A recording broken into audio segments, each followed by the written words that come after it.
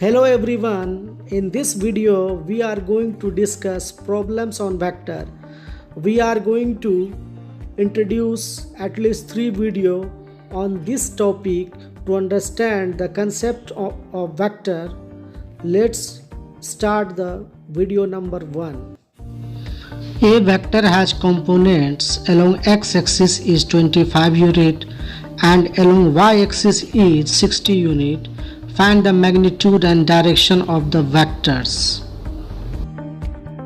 तो इसमें कह रहा है एक वेक्टर है जिसका x कंपोनेंट 25 यूनिट है और y कंपोनेंट उसका 60 यूनिट है। तो उस वेक्टर का मैग्नीट्यूड कितना होगा और उसका डायरेक्शन क्या होगा। तो कोई वेक्टर है जिसका x कंपोनेंट, ये x कंपोनेंट इसका दे रखा है 25 यूनिट और y कंपोनेंट ये लेंथ अच्छा है, ये लेंथ ये कितना दे रखा है 60 यूनिट।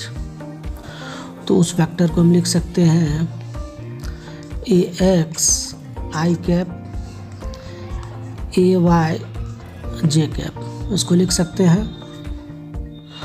तो इसका अगर मैग्नीट्यूड निकालें तो इसका मैग्नीट्यूड हो जाएगा ए एक्स स्क्वायर और ए वाई स्क्वायर। तो एक्स कंपोनेंट इसका 25 यूनिट है, तो इसको लिख सकते हैं 25 का स्क्वायर प्लस 60 का स्क्वायर। तो इसको लिख सकते हैं, इसमें दोनों में 5 स्क्वायर कॉमन है तो 5 स्क्वायर बाहर निकल जाएगा रूट से। यहाँ पर बचेगा 5 का स्क्वायर और यहाँ पर बचेगा 12 का स्क्वायर। तो इसको लिख सकते हैं 5 इंटू 169 हो जाएगा इसका। तो इसको हम लिख सकते हैं 5 इंटू 13, तो 65 यूनिट हो गया इसका मैग्नीट्यूड। अब इसका डायरेक्शन चाहिए, इस वेक्टर का डायरेक्शन हमको चाहिए थीटा।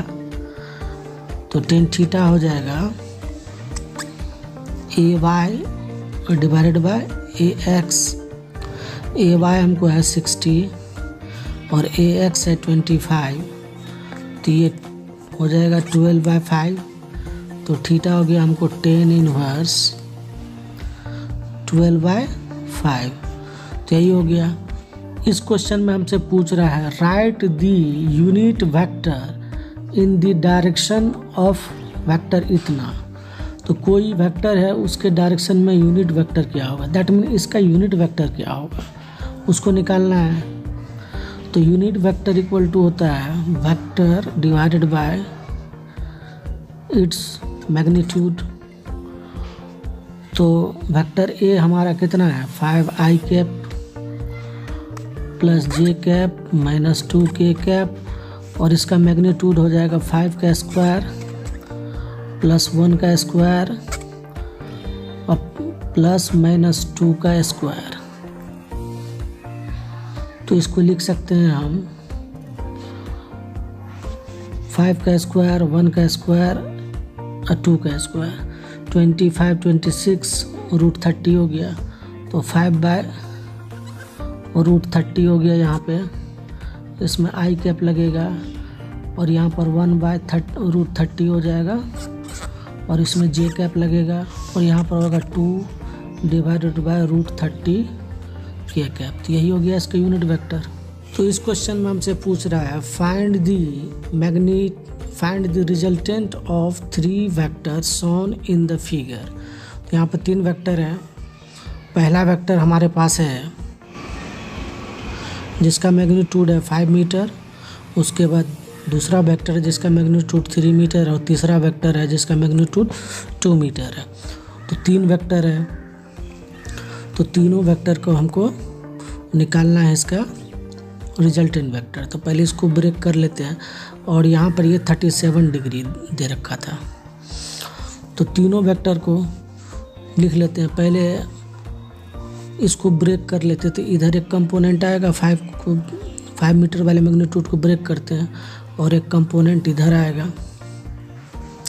तो इसको मान लेते हैं ए वेक्टर। तो ए वेक्टर को हम लिख सकते हैं 5 cos 37 डिग्री। ये वाला कंपोनेंट आ गया और इसमें प्लस आई कैप लगेगा और एक कंपोनेंट इधर जाएगा, तो इसमें लगेगा 5 sin 37 वेक्टर ए हो गया। अब उसके बाद इसको सॉल्व करते हैं तो 5 और cos 37 होता है 4/5, और इसमें आई कैप लगेगा और इसमें sin 37 इसमें जे कैप लगा हुआ है, तो ये होगा 3/5। ये 5 कैंसिल, तो हमको बच रहा है 4 आई कैप हो गया और 3 जे कैप हो गया। ये वेक्टर ए हो गया। अब वेक्टर बी की बात करते हैं, तो ये सिर्फ और सिर्फ एक्स एक्सिस में है, तो वेक्टर बी को हम डायरेक्टली लिख सकते हैं 3 आई कैप, और ये जो है इसको वेक्टर सी मानते हैं, तो ये सिर्फ जेड एक्स वाई एक्सिस में है, तो सी वेक्टर को हम लिख सकते हैं 2j कैप। तो अब तीनों वेक्टर का हमको रिजल्टेंट चाहिए, तो रिजल्टेंट वेक्टर हो गया हमको sum of vector A, vector B और प्लस वेक्टर सी। तो वेक्टर ए हमारा है 4 I cap plus 3 J cap, vector B है हमारा 3 आई कैप और वेक्टर सी है प्लस 2 जे कैप। तो ये आई वाला और ये आई वाला ऐड हो जाएगा, तो कितना हो गया 7 आई कैप, और ये जे वाला और ये जे वाला ऐड हो गया, तो ये 5 जे कैप। अब इसका रिजल्टेंट का मैग्नीट्यूड निकाल लेंगे और डायरेक्शन निकाल देंगे तो वेक्टर निकल जाएगा। अब इसका हम मैग्नीट्यूड को ऐसे लिख सकते हैं 7 का स्क्वायर प्लस 5 का स्क्वायर, तो ये हो गया आपको √74। और डायरेक्शन की बात करें तो tan थीटा हो जाएगा आपको y component divided by x component, तो ये 7 हो गया, तो थीटा इक्वल टू हो गया tan इनवर्स 5/7 किसके साथ, तो विद हॉरिजॉन्टल x एक्सिस के साथ विद x एक्सिस। तो यही हो गया आंसर, मैग्नीट्यूड हो गया इतना और डायरेक्शन हो गया tan inverse 5/7। Two vectors having equal magnitudes A, दो वेक्टर है जिस दोनों का मैग्नीट्यूड ए है, make an angle theta with each other, दोनों के बीच का एंगल थीटा है। Find the magnitude and direction of the resultant. तो यही क्वेश्चन है, चलिए इस क्वेश्चन को समझते हैं पहले। तो दो वेक्टर है, दोनों का मैग्नीट्यूड ए है और उसके बीच का एंगल जो है वो थीटा है, इसका भी मैग्नीट्यूड ए है, तो इसका हमको रिजल्टेंट चाहिए, रिजल्टेंट का मैग्नीट्यूड चाहिए, और वो रिजल्टेंट कितना एंगल बना रहा है इसके साथ या इसके साथ वो निकालना है, रिजल्टेंट कितना बनाता है। तो पैरेललोग्राम से इसका रिजल्टेंट हम निकाल लेंगे, तो रिजल्टेंट हो गया R = a1 square a square plus b square plus 2ab parallelogram से, पैरेललोग्राम लॉ से इंटू cos थीटा होगा। तो यहाँ पर a का भी मैग्नीट्यूड a है, इस वेक्टर का भी मैग्नीट्यूड a है, और थीटा इसके बीच में हमको पता नहीं है, थीटा मतलब उसके बीच का एंगल थीटा दे रखा है, तो हमको इस रिजल्टेंट का मैग्नीट्यूड चाहिए। तो पहला वेक्टर का भी मैग्नीट्यूड a है, दूसरा वेक्टर का भी मैग्नीट्यूड a है, और यहाँ पर a × b, दैट मीन यहाँ पर भी a स्क्वायर आ जाएगा, और ये cos थीटा है, तो इसको हम लिख सकते हैं 2a स्क्वायर और यहाँ पर 2a स्क्वायर cos थीटा, दोनों में 2a स्क्वायर कॉमन है तो इसको यहाँ पे ले लेते हैं, और यहाँ पर 1 + cos थीटा हो जाएगा। और हम जानते हैं कि 1 + cos थीटा कितना होता है, तो 1 + cos थीटा होता है 1 + cos 2 थीटा होता है 2 cos स्क्वायर थीटा। तो देयरफॉर 1 + cos थीटा कितना होगा, तो इसको हम लिख सकते हैं 1 + cos 2 इंटू थीटा बाई 2 लिख सकते हैं। तो कोस स्क्वायर थीटा बाई 2 लिख सकते हैं। तो 1 प्लस कोस थीटा हो गया 2 कोस स्क्वायर थीटा। तो इसको हम इधर पुट कर लेते हैं। तो इसको लिखेंगे 2a square 2 cos square theta by 2। ठीक है, तो अंदर में हो गया हमारे पास 4a square cos square theta by 2। अब रूट से क्या सब बाहर निकलेगा? रूट से हमारे पास बाहर निकलेगा 4 में से 2 आएगा, a स्क्वायर में a आएगा और कोस स्क्वायर थीटा बाई 2 में से कोस थीटा बाई 2 आ जाएगा। तो यही हो गया हमको रिजल्टेंट का मैग्नीट्यूड। अब इसका डायरेक्शन चाहिए। तो डायरेक्शन कैसे निकालेंगे? फॉर्मूला हम बना लेते हैं। मान लेते कोई वेक्टर a है और दूसरा वेक्टर b है और इसके बीच का एंगल थीटा है। तो इसको पैरेललोग्राम जब कंस्ट्रक्ट करेंगे तो ये पैरेललोग्राम का जो डायगोनल होगा वो रिजल्टेंट देगा इसका, और ये रिजल्टेंट का डायरेक्शन होगा। मान लेते ये अल्फ़ा है, तो इसको जब एक्सटेंड करते हैं और यहाँ से परपेंडिकुलर ड्रॉप करते हैं तो हमारे पास एक ट्रायंगल, राइट एंगल ट्रायंगल मिल रहा है ओ ए बी, यहाँ पर मान लेते सी। तो ओ ए बी हमको एक ट्रायंगल मिल रहा है, ये वेक्टर ए है तो ये भी वेक्टर ए होगा। तो दोनों पैरेलल है, तो अगर ये थीटा बना रहा है एक्स एक्सिस के साथ तो ये भी थीटा बनाएगा। तो ये अगर थीटा बना रहा है तो ये भी इसके पैरेलल में, तो ये भी यहाँ पर थीटा बनाएगा। अल्फ़ा नहीं बनाएगा, थीटा बनाएगा। तो अब आपसे पूछते हैं तो इसमें टेन अल्फ़ा कैसे निकालेंगे? अगर हमको ये लेंथ पता रहता, यहाँ से यहाँ तक का लेंथ हमको पता नहीं है, यहाँ से यहाँ तक का लेंथ तो b के बराबर है, लेकिन यहाँ से यहाँ तक का लेंथ हमको पता नहीं है, लेकिन ये लेंथ पता है। ये लेंथ कितना है? ये लेंथ है आपको a के बराबर ही, तो ये हो जाएगा आपको a साइन थीटा ट्रिग्नोमेट्री से, और ये लेंथ हो गया a कोस थीटा। अब जो है यहाँ से यहाँ तक का लेंथ हमको मिल गया, कितना हो गया? यहाँ से यहाँ तो b हो गया और यहाँ से यहाँ a कोस थीटा हो गया। तो टोटल लेंथ हो गया b plus a cos theta, और परपेंडिकुलर इसका आ गया a साइन थीटा। अब जो है ये टेन अल्फ़ा निकल जाएगा। तो चलिए इसको अलग से लिख लेते हैं। यहाँ तक का लेंथ हमको पता चल गया, और ये हाइपोटेनियस है और ये अल्फ़ा बना रहा है, ये अल्फ़ा एंगल बना रहा है, और ये है a साइन थीटा। लेंथ हो गया b plus a cos theta. तो टेन अल्फ़ा हो गया हमको, टेन अल्फ़ा हो गया आपको परपेंडिकुलर, तो परपेंडिकुलर है a साइन थीटा, और ये बेस है आपको b plus a cos theta.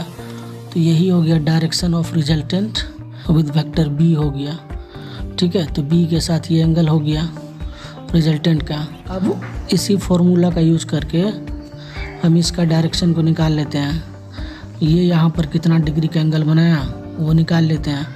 तो चलिए शुरू करते हैं उसको भी। तो क्वेश्चन में 2 वेक्टर था, दोनों का मैग्नीट्यूड a था और दोनों के साथ एंगल थीटा था, और ये रिजल्टेंट का हमको डायरेक्शन चाहिए। तो फॉर्मूला हमारे पास है, ये अल्फ़ा का निकालना है। तो टेन अल्फ़ा इक्वल टू जो ऊपर में है उसके साथ a साइन थीटा लगाएंगे, और उसके बाद b plus a cos theta. तो b तो नीचे वाला वेक्टर a है, तो a का मैग्नीट्यूड लेंगे और प्लस इसी का कोस थीटा लेंगे, a कोस थीटा। तो अब जो है टेन अल्फ़ा हमारा हो जाएगा, यहाँ पर a cos theta a sine theta होगा, और नीचे में हो जाएगा a 1 प्लस कोस थीटा। तो टेन अल्फ़ा हम लिख सकते हैं sine theta divided by 1 plus cos theta. तो इसको भी सॉल्व कर लेते हैं, और साइन थीटा अगर साइन 2 थीटा रहता तो इसका होता answer 2 sign theta into cos theta होता। तो देयरफॉर अगर साइन थीटा है, साइन थीटा हमारा क्या हो जाएगा? सिर्फ साइन थीटा है, यहाँ 2 थीटा है तो आधा आधा एंगल हो जाएगा, लेकिन ये भी हो जाएगा 2 sign theta by 2 into cos theta by 2 हो जाएगा। तो इसको हम लिख सकते हैं इस चीज़ को 2 sign theta by 2 into cos theta by 2, और नीचे में तो जानते हैं ये होगा 2 कोस स्क्वायर थीटा। तो ये हो जाएगा 2 कोस स्क्वायर थीटा बाई 2 हो जाएगा। ये 2 और ये 2 कैंसिल हो जाएगा और ये कोस यहाँ से ख़त्म हो जाएगा। तो हमको बचेगा tan alpha is equal to sine theta by 2 by cos theta by 2 हो जाएगा। इन अल्फ़ा को लिख सकते हैं tan थीटा बाई 2। तो therefore alpha equal to theta by 2। तो हमारा क्वेश्चन हो गया, जो दोनों वेक्टर का मैग्नीट्यूड a था, ये भी a था और ये भी a था, और इसका रिजल्टेंट जो आया था वो जो है ये पूरा एंगल थीटा है, तो इसके साथ थीटा बाई 2 बनाया, तो इसके साथ भी थीटा बाई 2 बनाएगा। तो दोनों मतलब रिजल्टेंट एंगल को बाइसेक्ट कर रहा है। तो बाइसेक्ट इसलिए कर रहा है क्योंकि दोनों का मैग्नीट्यूड सेम है। जब भी दो वेक्टर का मैग्नीट्यूड सेम है तो उसका रिजल्टेंट दोनों के बीच के एंगल को आधा कर देता है। अगर थीटा है तो ये थीटा बाई 2 हो गया, तो ये भी थीटा बाई 2। जैसे कि अगर यहाँ पर दो फोर्सेस ही रहता 20 न्यूटन का और इधर रहता 20 न्यूटन का, और इसके बीच में 60 डिग्री का एंगल रहता, तो अगर इसका जो भी रिजल्टेंट होता पैरेललोग्राम से निकालते तो 30 डिग्री इधर बनता और 30 डिग्री इधर बनता। क्यों बनता? क्योंकि दोनों का मैग्नीट्यूड सेम है। If a equal to 2i cap minus 3j cap plus 7k cap and b equal to i cap plus 2k cap, c equal to vector c equal to j cap और k cap, find a dot b cross c। तो हमको scalar triple product चाहिए, तो सबसे पहले हम b cross c को निकाल लेंगे। तो b क्रॉस c को कैसे निकालेंगे? तो इसके लिए हम डिटर्मिनेंट बनाएंगे और कंपोनेंट्स को रखेंगे इसमें। यहाँ पर हो गया i कैप, j कैप और k कैप। पहले a वेक्टर b वेक्टर का निकालना है, रखना है। तो इसमें i में तो 1 यूनिट है और j तो इसमें है नहीं, तो इसको 0 डालेंगे, और k 2 यूनिट है उसका कंपोनेंट, और c का इसमें i है ही नहीं तो इसमें 0 डालना पड़ेगा, लेकिन j 1 है और k माइनस 1 है, तो इसको लिखना है।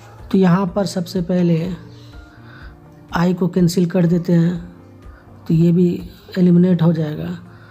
तो i कैप में हो जाएगा हमको 0 इंटू 1 होगा, तो माइनस मतलब 0 इंटू माइनस 1 तो 0 हो गया।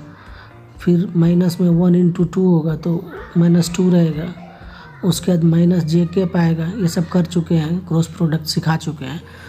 तो अब j को कैंसिल करेंगे, तो j को करेंगे तो बचेगा 1 1 2 0 बचेगा, बीच वाला ख़त्म हो जाएगा।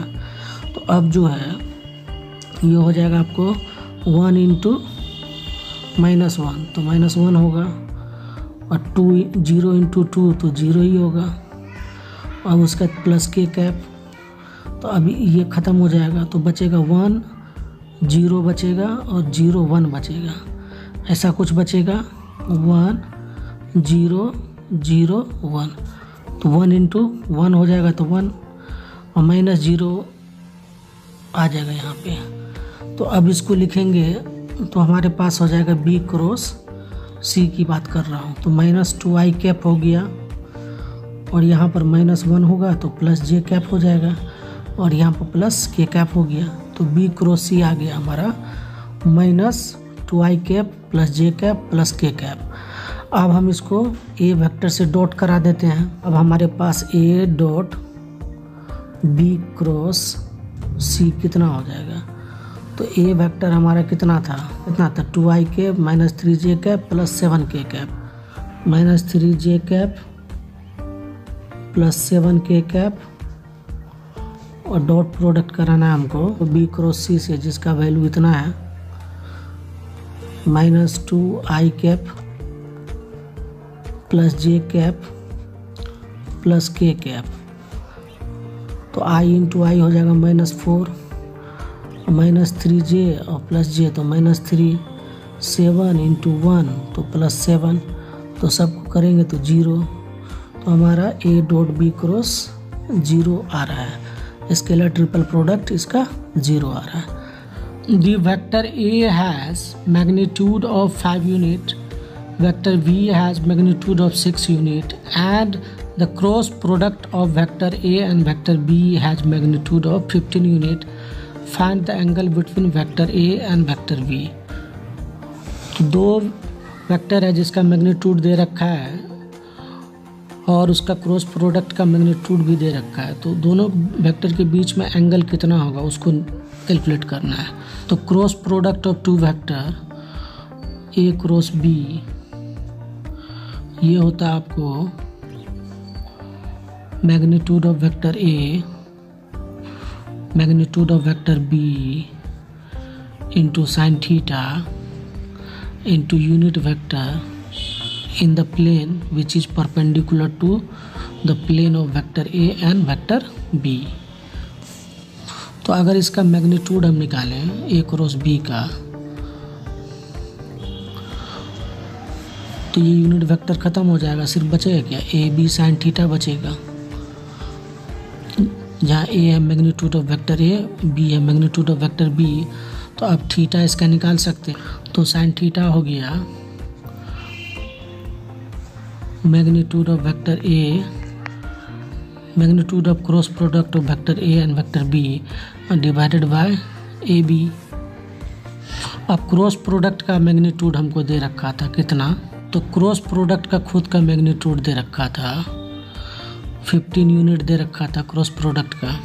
तो इसको लिखेंगे 15, A का मैग्नीट्यूड है 5 और B का मैग्नीट्यूड है 6, तो ये हो गया 15 डिवाइडेड बाय 30, तो इसको लिखेंगे 1/2, तो ये साइन थीटा है, तो थीटा हो गया आपको साइन इनवर्स 1/2, तो इसका तो निकल जाएगा, इसका कितना होगा, ये 30 डिग्री बनाएगा, इसके बीच का एंगल 30 डिग्री है। तो यही था question. Two vectors of equal magnitude 5 unit have an angle 60 degree between them. Find the magnitude of sum of the vectors or difference of the vectors. दो इक्वल मैग्नीट्यूड के vectors है, उसके बीच में angle है 60 डिग्री, तो दोनों vector का सम का मैग्नीट्यूड कितना होगा और डिफरेंस का मैग्नीट्यूड कितना होगा, तो उसको हमको फाइंड आउट करना है।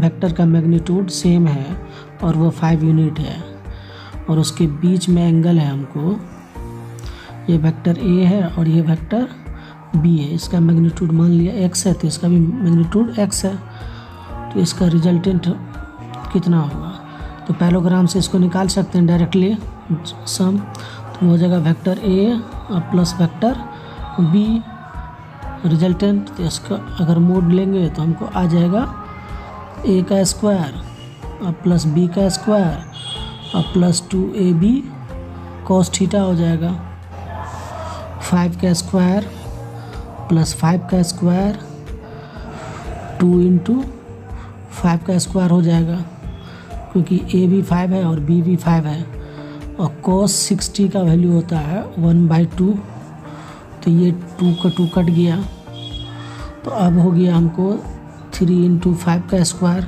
अंदर में बचेगा, क्योंकि 5 स्क्वायर यहाँ से आ गया, 2 पहले से था, तो 3 5 का स्क्वायर, तो इसको लिख सकते हैं 5√3, यही हो गया इसका आंसर सम का मैग्नीट्यूड। अब इसका डिफरेंस को करेंगे, वेक्टर A था और ये वेक्टर B था, दोनों के बीच में एंगल 60 डिग्री का था, तो अगर हमको vector A minus vector B का मैग्नीट्यूड चाहिए, तो माइनस B वेक्टर हमको बनाना है, तो ये तो प्लस B वेक्टर है, तो इसका सेम मैग्नीट्यूड का अपोजिट डायरेक्शन में तो कर देंगे, तो ये माइनस B वेक्टर हो जाएगा, तो इसका टेल है, इसके टेल को हम यहाँ पर डाल देंगे और इसी डायरेक्शन में बढ़ा देंगे इसको, तो ये हो जाएगा माइनस ऑफ वेक्टर B। अब इसके बीच में एंगल 60 डिग्री नहीं रहा, अब ये 120 डिग्री हो जाएगा, तो अब इस 120 डिग्री पे पैरेललोग्राम लगा लेंगे तो हमारा काम बन जाएगा। तो चलिए करते हैं इसको। तो यहाँ पर ए वेक्टर माइनस बी वेक्टर का मैग्नीट्यूड को हमको निकालना है। तो इसको फिर से वही लिखेंगे, ए का स्क्वायर बी का स्क्वायर और plus 2ab into cos theta. तो कॉस थीटा इस बार 120 डिग्री है, तो इसको डाल देते हैं। 5 का स्क्वायर प्लस 5 का स्क्वायर प्लस 2 इंटू 5 का स्क्वायर इंटू कितना हो जाएगा कॉस 120 डिग्री, और कॉस 120 डिग्री होता है -1/2 होता है। तो इसको लिखेंगे, ये एक 5 का स्क्वायर एक 5 का स्क्वायर, तो 2 इंटू 5 का स्क्वायर आ गया। और यहाँ पर क्या होगा 2 इंटू 5 स्क्वायर इंटू -½ हो जाएगा, तो ये कट जाएगा, यहाँ पे स्क्वायर है। 2 इंटू 5 स्क्वायर और -1 5 स्क्वायर, तो सिर्फ बचेगा क्या 1 5 स्क्वायर बचेगा, तो ये 5 यूनिट हो गया। तो यही हो गया इसका magnitude A minus B vector का, और ए प्लस बी वेक्टर का 5√3 आया था। The work done by a force F vector during a displacement R vector is given by F dot R vector. Suppose a force of 12 newton act on a particle in vertically upward direction and particle is displaced through 2 meter in vertically downward direction. Find the work done by the force during this displacement. तो कोई particle है, इस पे vertically upward एक force vector लग रहा है, ठीक है। अब पार्टिकल डिस्प्लेस नीचे की तरफ कर रहा है, तो दोनों के बीच में एंगल कितना डिग्री का हो गया 180 डिग्री का हो गया। तो work done, work is dot product of force vector and displacement vector. तो वर्क डन हम निकाल सकते हैं इसका। तो work done equal to F और डॉट आर, तो इसको लिखेंगे एफ आर कॉस थीटा। तो फोर्स कितना है, फोर्स है आपको 12 न्यूटन, और आर कितना है 2 मीटर, और उसके बीच का एंगल 180 डिग्री था, क्योंकि फोर्स ऊपर लग रहा है और डिस्प्लेसमेंट नीचे हो रहा है। तो ये हो जाएगा 24 इंटू कोस 180 -1 होता है, तो इसको हो जाएगा -24 जूल का वर्क डन हुआ। नेगेटिव वर्क डन इसीलिए हुआ क्योंकि फोर्स वेक्टर और डिस्प्लेसमेंट वेक्टर के बीच में एंगल 180 डिग्री है, ये ऊपर लग रहा है और ये नीचे, तो इसके बीच का एंगल 180 डिग्री हो गया। तो cos 180 -1 होता है, इसीलिए -24 जूल ऑफ वर्क डन हुआ। The sum of the 3 vectors shown in figure is 0। Find the magnitudes of vectors OB and vector OC। तो 3 वेक्टर है, एक वेक्टर है OA नीचे की तरफ, और यहाँ OB है और यहाँ पर OC है, तीनों का वेक्टर सम जो है वो 0 है। और यहाँ पर एंगल कितना दे रखा है, तो एंगल यहाँ पर है 45 डिग्री। तो वेक्टर सम तीनों का 0 है, तो दैट मीन तीनों वेक्टर का टोटल हॉरिजॉन्टल कंपोनेंट इसको भी 0 होना पड़ेगा, और टोटल वर्टिकल कंपोनेंट भी 0 होना पड़ेगा। अगर हम वर्टिकल कंपोनेंट को 0 करें तो वर्टिकल कंपोनेंट ये वाला कंपोनेंट प्लस ये वाला कंपोनेंट को ऐड करेंगे तो 0 आना पड़ेगा, या दोनों को सब्ट्रैक्ट करेंगे तो 0 आना पड़ेगा। नीचे वालों को नेगेटिव ले लेते हैं, ऊपर वालों को पॉजिटिव ले लेते हैं। तो ये कितना हो जाएगा, ये हो जाएगा OC sin 45, और ये 5 मीटर हो गया। तो इसको हम लिख सकते हैं OC sin मैग्नीट्यूड है, तो इसमें IJ लेने का ज़रूरत नहीं है, अब माइनस OA इक्वल टू 0 होना चाहिए, क्योंकि तीनों वेक्टर का सम 0 है, इसीलिए इसका कंपोनेंट का भी सम 0 होना चाहिए, चाहे हॉरिजॉन्टल डायरेक्शन में चाहे वर्टिकल डायरेक्शन में। इसको हम इतना लिख सकते हैं। तो इसको हम लिख सकते हैं OC यहाँ पर हो जाएगा 1/√2 cos 45, ये हो जाएगा OA, और OA का वैल्यू कितना है 5 दे रखा है, तो OC कितना हो गया ओ सी का मैग्नीट्यूड हो गया 5√2, तो ओ सी हमारा निकल गया। अब हमको चाहिए ओ बी का मैग्नीट्यूड, तो उसको हॉरिजॉन्टल कंपोनेंट से कर लेंगे। तो चलिए उसको भी कर लेते हैं। तो this minus this equal to 0 होना चाहिए। तो ये कितना हो जाएगा, ये हो जाएगा आपको ओ सी कोस 45।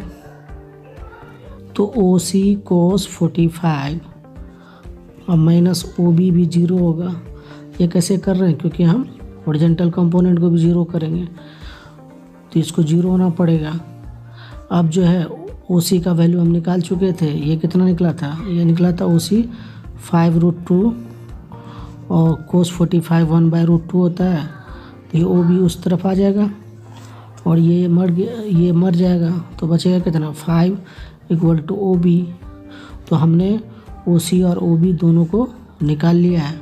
तो हमारा ओ सी आया था 5√2m आंसर, और ओ बी आया हमारा 5m, तो दोनों निकल गया। Find the resultant of 3 vectors O A vectors O B vector O C vector as shown in the figure. Radius of circle is r। तो 3 वेक्टर हमारे पास है, एक है ओ ए वेक्टर, दूसरा है ओ बी वेक्टर और तीसरा है ओ सी वेक्टर। तो तीनों का हमको रिजल्टेंट वेक्टर चाहिए। तो इसको हम पैलोग्राम लगा के भी लगा सकते हैं, लेकिन इसको आसानी से कर सकते हैं कंपोनेंट ब्रेक करके। अगर हम इस एक्सिस के अबाउट में इसका कंपोनेंट को ब्रेक कर लें, तो इस एक्सिस के अलोंग में तो ओ बी का मैग्नीट्यूड है ही, वो रेडियस ऑफ सर्कल के बराबर है, लेकिन इसका भी कंपोनेंट आ जाएगा इस तरफ और इसका भी कंपोनेंट आ जाएगा इस तरफ। और component break, rectangular component break करते हैं 90 डिग्री पर। अगर ये थीटा है तो ये 90 डिग्री होगा, तो इसमें भी कंपोनेंट आएगा और इसमें भी आएगा। तो यहाँ 90 डिग्री इस वेक्टर इस लाइन एक्सिस से हम कहीं ना कहीं होगा। चलिए इसको अलग से करके दिखाते हैं। तो हम ये ओ सी को इसमें ब्रेक करेंगे। तो ब्रेक करने से पहले इसको एक एक्सिस खींचना पड़ेगा जो 90 डिग्री बनाएगा। तो यहाँ पर हो जाएगा ओ सी कॉस 45 डिग्री और इस तरफ हो जाएगा ओ सी साइन 45 डिग्री। और उसी तरह से इसको ब्रेक करेंगे तो इधर हो जाएगा इसका, तो इसको ब्रेक करेंगे तो एक इधर टूटेगा। तो ये हो जाएगा आपको ओ ए साइन 45 डिग्री और यहाँ पर हो जाएगा ओ ए कॉस 45 डिग्री। सिंस ओ सी का मैग्नीट्यूड और ओ ए का मैग्नीट्यूड सेम है, ओ ए का मैग्नीट्यूड जितना है उतना ओ सी का मैग्नीट्यूड है, उतना ओ बी का भी मैग्नीट्यूड है और वो रेडियस के इक्वल है। तो ये और ये दोनों कैंसिल हो जाएगा। तो सारा का सारा वेक्टर का ताकत सिर्फ किस में रहेगा, इस एक्सिस के अबाउट में। तो यहाँ से यहाँ आर है और यहाँ से यहाँ पे ये ओ सी कोस 45 प्लस ओ ए साइन 40 कोस 45, तो सबको ऐड कर देंगे तो ये तीनों वेक्टर का सम के बराबर ही होगा, क्योंकि ये तो बेमतलब का हो गया, ये तो एक दूसरे को कैंसिल कर रहा है। तो पूरा रिजल्टेंट सिर्फ इसमें रहेगा। अब तीनों का रिजल्टेंट को हम लिख सकते हैं O A plus O B plus O C, ये तीनों का वेक्टर सम का मैग्नीट्यूड। तो पहले रेडियस होगा इसका जो ओ बी के इक्वल होगा, फिर ओ सी कोस 45, तो ओ सी का भी मैग्नीट्यूड आर है और कोस 45 इसका भी रूट r/2 होता है, तो 1/2 हो जाएगा और 1/√2 हो जाएगा। और इसका भी हो जाएगा ओ ए, तो ओ ए भी क्या है आर और इसका भी 1/√2 होगा कोस 45 का। तो इसको आगे कर लेते हैं। तो इसको अब लिखेंगे r प्लस 2r/√2। तो 2/√2 कितना होता है, √2 के इक्वल ही होता है। तो इसको भी कर लेते हैं। तो इसको लिख सकते हैं अब r प्लस 2/√2 r, तो ये हो गया r प्लस √2r हो गया। अब r को कॉमन ले लेते तो 1 प्लस और √2 हो गया, तो यही हो गया इसका तीनों का मैग्नीट्यूड हो गया। मैग्नीट्यूड हो गया R × 1 + √2 हो गया। ठीक है। अगर मेरा ये वीडियो आपको पसंद आ रहा है तो मेरे इस चैनल को सब्सक्राइब करें और अपने दोस्तों के साथ भी इसे शेयर करें।